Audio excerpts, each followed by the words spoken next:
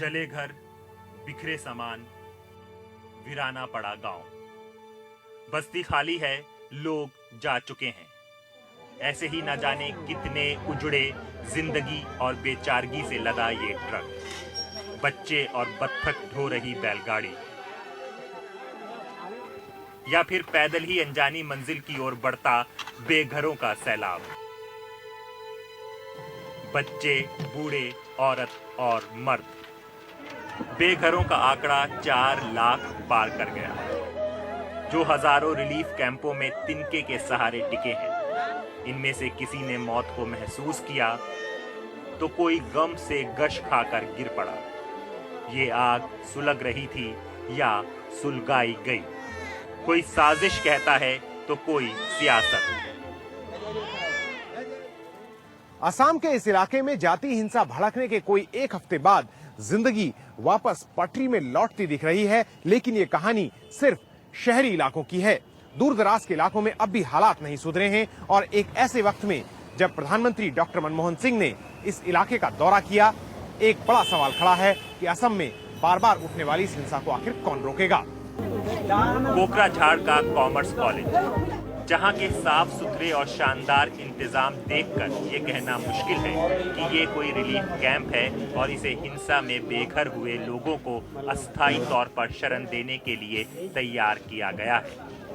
दरअसल ये प्रशासन के काम करने का तरीका है जो सिर्फ 2 दिन में बदल गया। हम आपको वो तस्वीर दिखा रहे हैं जो प्रधानमंत्री के दौरे के ऐलान से पहले की है, लेकिन पीएम को तो कम से कम इतना लगना ही चाहिए कि प्रशासन ने अपनी ओर से कोई कसर नहीं छोड़ी। प्रधानमंत्री के यहाँ आने से ठीक 48 घंटे पहले ही हमने कोकराझाड़ के इस कॉमर्स कॉलेज कैंप का दौरा किया था और तब हाल ये था कि यहाँ सिर्फ राहत कर्मी काम कर रहे थे और उन्हें किसी तरह की कोई सरकारी मदद मुहैया नहीं थी। लोगों को 25 तरह की परेशानियां थी, लेकिन अब जबकि प्रधानमंत्री डॉक्टर मनमोहन सिंह यहाँ आए हैं तो उस वक्त इस कैंप को बिल्कुल ठीक ठाक कर दिया गया है और ये दिखाने की कोशिश है कि राहत कर्मियों के साथ साथ सरकार और प्रशासन दोनों मिलकर काम कर रहे हैं। तकनीकी खराबी की वजह से प्रधानमंत्री मनमोहन सिंह के हेलीकॉप्टर को एक बार तो गुवाहाटी लौटना पड़ा, लेकिन कुछ देर बाद पीएम यहां राहत कैंपों का जायजा लेने पहुंचे, पर सारे कैंपों में ऐसा ही बंदोबस्त नहीं दिखा। हमसे बेहतर इनको पता है। आने के बाद यहाँ आया, विजिट किया, उसके बाद अगर एक्शन नहीं लिया गया तो आने का मतलब क्या हुआ। पर हम आपको जमीनी हालात से रूबरू कराएंगे, लेकिन इसके लिए दूसरे कैंपों में चलना होगा, जहां बड़ी मुश्किल से सिर्फ मीडिया के कैमरे ही पहुंच पाते हैं। चिरांग जिले के इस राहत कैंप में जैसे ही एनडीटीवी इंडिया की टीम पहुंची, लोगों ने प्रशासन और नेताओं के खिलाफ नारेबाजी शुरू कर दी।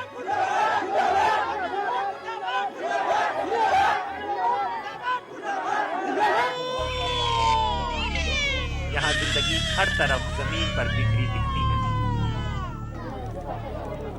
22 साल की मुनारो बेगम के पति और 2 बच्चों की जान चली गई, घर जला दिया गया, अब वो गहरे सदमे में है।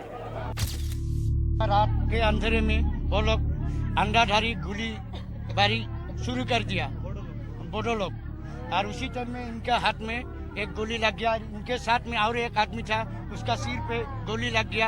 इनका नाम मेहरुन्निसा है। जी हाँ, इनके पति को भी उसी वक्त वो मारे गए। जी हाँ।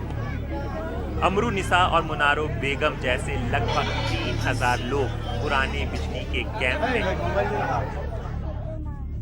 शबीना खातून ने तो 7 दिन पहले ही अपने बच्चे को जन्म दिया, पर इस माहौल में बचेगा या नहीं कौन जाने, ऊपर वाला ही बता सकता है। जो यहाँ का जो सिक्योरिटी प्रॉब्लम है, कोई सिक्योरिटी भी नहीं है। रात जो बाटी है ना, सब लोग यहाँ पर संकट में पड़ जाता है। मेडिसिन का जो प्रॉब्लम है, कोई यहाँ पर सरकार ने कोई मेडिसिन अभी तक लिया नहीं है, अभी तक कोई रिस्पॉन्स नहीं है यहाँ पर। असम के मौजूदा जातीय संघर्ष में एक ओर बोडो आदिवासी है तो दूसरी ओर बांग्लादेशी मुस्लिम प्रवासी जो यहाँ आकर बस चुके हैं। जिन इलाकों में सबसे ज्यादा आग भड़की है उनमें कोकराझार, धुबरी, चिरांग और बस्का जिले शामिल हैं। लेकिन शुरुआत हुई कोकराझार के गोसाई गांव से।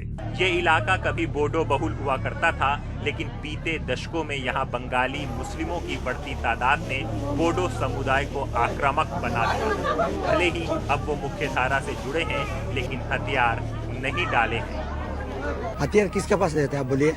सरकार के पास, सेना के पास, पुलिस के पास। आज जो हथियार उनके पास है वो हथियार मुसलमान के पास होते तो हिंदुस्तान का जितना मिलिट्री है भोज देते।